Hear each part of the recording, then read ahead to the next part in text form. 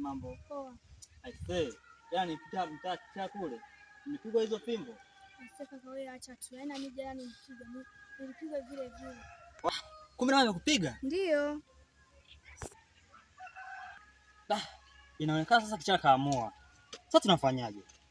Bora tu amuoe, maana kama walivyosema anaboa tu. Aisee, acha kusema tu hivyo mdogo wangu. Mtu akichanganyikiwa suluhisho sio kumuoa, bali wanatafuta namna ya kumtibia. Okay, sawa kaka. Mimi naenda nyumbani, lakini umtafutie dawa ile mtibu. Ana watu sana. Hivyo, sawa. Wewe nifuatilie, nione kama nitafaulu. Tutaonana baadaye. Haina mama. Sasa hapa kinachotakiwa ni kumchukua kichaa na kumpeleka kwa mganga.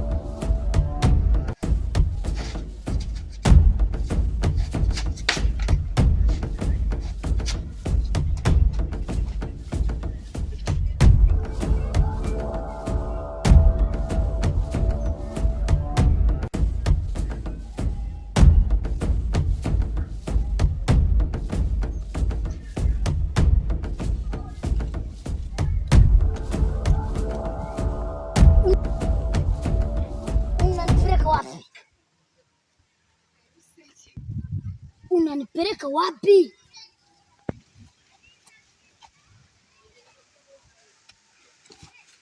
Wewe unaongea vizuri hivyo? Wala mimi sio kichaa. Nilikifanya kichaa ili kujua wema na wabaya. Hakika nimeamini katika watu 100 mmoja ndio mwema, wala sio watu 50. Hongera sana kaka yangu. Na asante sana, endelea kuwa na moyo huo. Kwani huko unaishi na nani? Mimi naishi na kaka yangu Tentu. Hivyo, naomba kwenda unaishi na kaka.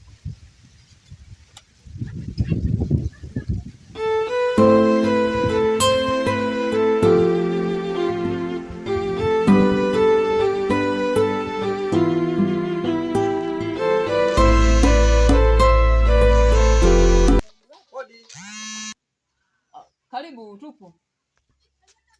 Uwe kichaa, ulikwenda wapi? Kaka mimi sio kichaa. Kakangu, usisitoke. Mdogo wako bana ana akili. Ana akili kivipi? Alichokifanya ya sababu zake. Sababu gani hizo? Kaka mimi nilifanya hivi ili kugundua watu wema na wabaya. Wewe mtoto. Kwa ndio ulikuwa unashtua moyo hivyo mdogo wangu? Kakangu, usipaniki. Mdogo wako alichokifanya yuko poa kabisa. Kipimo chake nadhani majibu yake shayapata. Kwa hiyo ishi naye hivi, huyu dogo ana akili. Hivyo naomba mbaki mkiishi kwa amani, muelewane. Dogo simchukue tofauti kabisa. Dogo ni mzima kabisa, wala hivyo mpe maji aoge, akae, mambo akae sawa, mimi naondoka. Aya, asante sana kakaangu. Mimi nashukuru sana. Hivyo basi kakaangu, mimi niwaage niondoke. Dogo. Tutaonana tena. Asante.